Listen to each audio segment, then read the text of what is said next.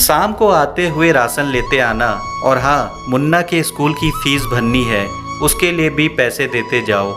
बीबी की इस मांग पर जेबें उल्टी करके दिखाने के सिवा बड़े के पास कोई दूसरा उत्तर नहीं था। माथे पर चिंता की सिकनों के साथ सवेरे तो बड़ा भाई अपने काम पर निकल गया, लेकिन उस शाम उसने पूरे परिवार के सामने इस आर्थिक संकट को दूर करने के लिए एक प्रस्ताव रखा। क्यों ना हम उस प्लॉट को बेच दें जिसे बाबूजी ने लक्ष्मी को शादी में देने के लिए खरीदा था। बेटी को दी हुई चीज वापस नहीं मांगते, पाप लगता है। लक्ष्मी का जन्म होते ही घर खुशियों से भर गया था। तभी तुम्हारे बाप ने ये तय कर लिया था कि ये प्लॉट लक्ष्मी का है, जो उसे उसकी शादी में दे दिया जाएगा। माँ ने अपना विरोध जताते हुए कहा, कौन सी बेटी? वो बेटी जो प्रेम विवाह करके घर की इज्जत को खाक में मिला गई और पिता की अंतिम यात्रा में भी शामिल न हुई। बड़े ने टोंट मारते हुए कहा, मेरा मुंह मत खुलवा।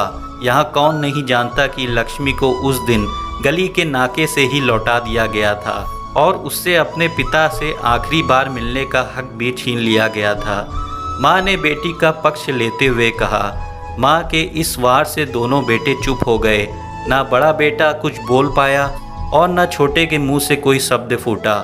थोड़ी देर की शांति के बाद छोटा भाई बोला, प्लॉट बेच तो देंगे, पर क्या लक्ष्मी कागजात पर दस्तखत करेगी?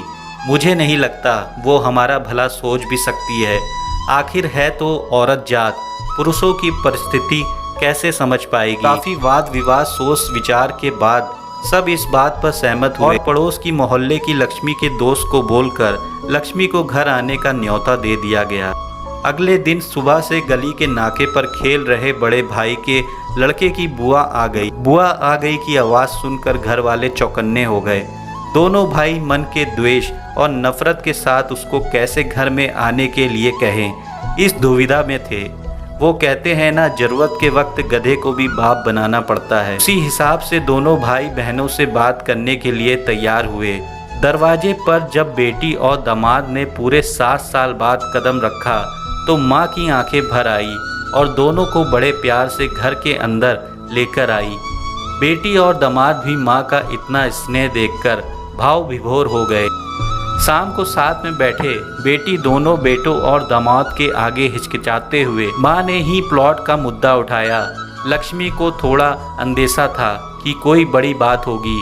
लक्ष्मी उसी दिन से ये सोच रही थी कि ऐसी क्या बात हो सकती है कि जो खड़ूस भाई उसे बाप का मुंह भी दिखाने के खिलाफ थे, वो अचानक इतने कैसे पिघल गए। लेकिन अब उसको सारी बात समझ में आ गई। लक्ष्मी ने तिरछी नज़र से पति की तरफ देखा तो वो बोल पड़ा, देखिए माँ जी, शादी से पहले जो कुछ आपका था वो आप ही का रहेगा। ना उस पर मेरा या लक्ष्मी का कोई हक था, ना है ना भविष्य में हम मांगेंगे। इसलिए आप निश्चिंत होकर उस प्लॉट के साथ जो करना है कीजिए। आप जहाँ कहेंगे वहाँ हम साइन कर देंगे। सुबह से अपने जीजा से नज़रें चुरा रहे दोनों भाइयों ने अब अपने जीजा को अच्छे से देखा। सुबह प्लॉट के कागजात पर बहन के दस्तखत लेकर काम खत्म किया जाए। सब इस मीटिंग को खत्म कर कर उठ ही रहे थे कि टीवी पर अनाउंसमेंट हुआ कि आने वाले 21 दिनों तक देश में लॉकडाउन लगाया जा रहा है। लक्ष्मी के पति ने फ़ोन पर बात करने के बाद कहा, अब हम क्या करेंगे लक्ष्मी? कल की बस भी रद्द हो गई और 21 दिनों तक कोई बस नहीं है। हम तो फंस गए। इस खबर से दोनों भाई बहुत निराश हो गए, क्योंकि एक तो उनकी आमदनी कम थी और 2 लोगों का और खाने पीने का बोझा बढ़ गया था। लेकिन माँ अंदर ही अंदर खुश थी, क्योंकि इतने बरसों बाद घर वापस लौटी बेटी इसी बहाने कुछ दिन आराम से उसके साथ रह पाएगी। दोनों भाई छुटक सब्जी और फल बेचा करते थे। कुछ दिनों में ही लॉकडाउन के चलते और कोरोना वायरस के चलते लोगों ने उनसे सब्जियां और फल खरीदना बंद कर दिए। पहले से खराब उनकी आर्थिक स्थिति और ज़्यादा खराब होने लगी और वह मन ही मन लक्ष्मी के कदमों को अशुभ मानने लगे। बहन और जीजा जी से उनकी यह हालत छुपी नहीं थी। लक्ष्मी के कहने पर उसके पति ने दोनों भाइयों की सब्जी और फल की रेहड़ियां पर लोहे की रॉड और जालियां फिट कर दी। बाजार जाकर दोनों के लिए कैप, हाथों के दस्ताने और थोक के भाव से सब्जी और फल खरीद लाए। दोनों की रेड़ियां अच्छे से तैयार कर फल और सब्जियां ढक कर दोनों भाइयों को टोपी और दस्ताने देकर जीजा जी ने उनसे कहा, एक बार इस तरह से धंधा करके देखो, शायद आपका मुनाफा बढ़ जाए। थोड़ी आनाकानी करने के बाद दोनों भाइयों ने जीजा जी के समझाए अनुसार धंधा शुरू किया। 2-3 दिन बाद ही कोरोना से घबराए लोग अब ढकी हुई फल और सब्जियां और दस्ताने सेफ्टी का ध्यान रखते बेचने वालों से ही फल और सब्जियां खरीदने लगे। इस तरह समझदार दामाद की वजह से धीरे धीरे दोनों भाइयों का धंधा अच्छा चलने लगा और उनके घर का गल्ला जो पहले खाली हो रहा था अब धीरे धीरे भरने लगा। माँ ने जैसे अपने मरे हुए पति से मन ही मन संवाद साधने लगी।